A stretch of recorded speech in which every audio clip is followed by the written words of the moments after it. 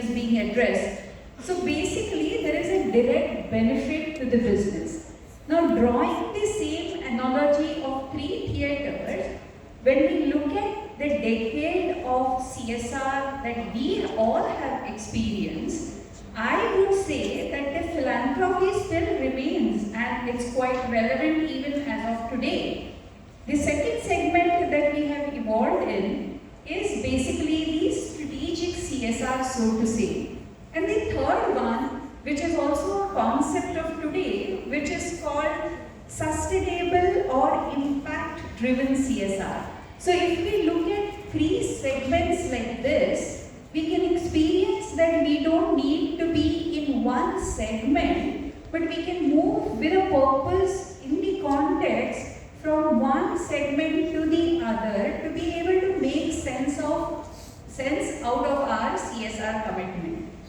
Now, with the enactment of the Act, we saw 2 types of organizations. The first one where CSR was already done and they didn't get impacted so much so, but what happened is the positives were experienced by these organizations wherein CSR and the work that they were doing got into the boardrooms. It got subjected to a lot of sustainability indices that we talked about, and very soon we are going to come to some of those aspects as well. So it was all positives for them. However, the second segment, which came under the law and wherein they were mandated to do CSR, grappled to a great extent. And there was a chunk of organizations, a substantive, significant one, which actually went through what I call them as evolutionary adaptation, or you can also say revolutionary adaptation. And why so? Because these are the organizations wherein a lot of decisions got made. And these decisions started from where to institute the CSR within the big ambit of the organization. If we have to do CSR, then this particular function, where should it rest, at what level in the entire hierarchy of the organization? Should we do it ourselves, or we should kind of outsource it to other organizations? And these kind of decisions, I think if the desk or the position which got burnt out of this entire process of making decisions, whether they were bottom up in terms of deciding what to do, when to do, which was very difficult and messy as well, because these organizations did not have the past experience of doing CSR, or it was bottom up, wherein there was a visionary leadership which knew that if we had to do CSR, this is the way we should be doing it. These are our core strengths, and this is how we should approach and invest all our CSR funds. So basically, the desk, which actually was subject to a lot of influx, also had to struggle a lot, is the position of CSR head. And today with me, I have 3 very senior people sitting with me, and interestingly, all the 3 are actually managing CSR and not just core CSR, so we can have difference of opinion on whether to have a CSR head who is only predominantly looking at CSR because it's also a big portfolio, or we should dwell upon the strengths within the organization and the human resource, which is actually looking at some significant function which is critical and important and can be related to the CSR. So the strengths of those desks can be optimally utilized to be able to do better CSR. So with me, I have Bala, I have Sridhar, and I have Aman.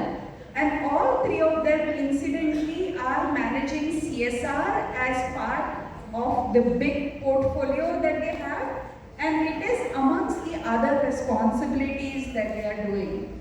I think it's an interesting opportunity for me to be able to interact with them, because we get in Ambuja, when we do CSR for Ambuja and also for other corporates now, we get completely overwhelmed with the processes of can't imagine doing multiple things which are not directly connected to CSR. So I'm going to pose the first question to Aman. And Aman, tell us, how do you kind of manage doing communication and CSR together?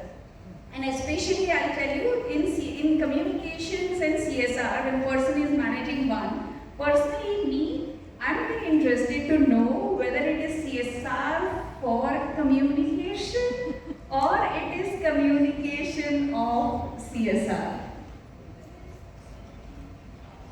Thanks, Nanda, and morning, everyone. So, I think the hat that we wear as communications and a CSR professional, I actually take off my hat, right? So, when I'm talking to my team members as a CSR head, I actually tell them that, listen, right now I'm talking to you as a CSR person. Because the conversations at a board level, at a leadership level, sometimes are very, very different. But what happens is there's an integration that comes in, right? So, as a CSR and a comms lead, I can understand when I'm talking about storytelling and somebody was talking about greenwashing here, right? So, depends on the kind of organization that you're coming from. So, the organization, if it really believes in CSR, then you know what are the values that the organization has, right? And how can you put that into the storytelling of CSR? Because from a storytelling perspective, the protagonist always doesn't have to be the beneficiary, right? Sometimes it's the civil society organization that you're talking about. Sometimes you as a funder, as a partner, or a supporter are talking. So looking at all of these lenses, I think is important from my comms lens, right?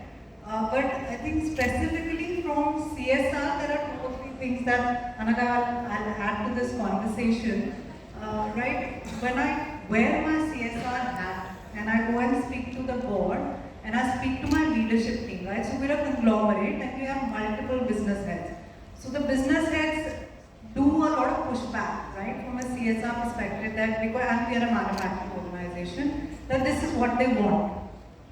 So from a CSR head perspective, I can tell them that this is non-compliance, we can't do this, right? And I heard Vivek sir also talking about some of these issues that come up. Now when that happens, they say, Panu doesn't listen to us.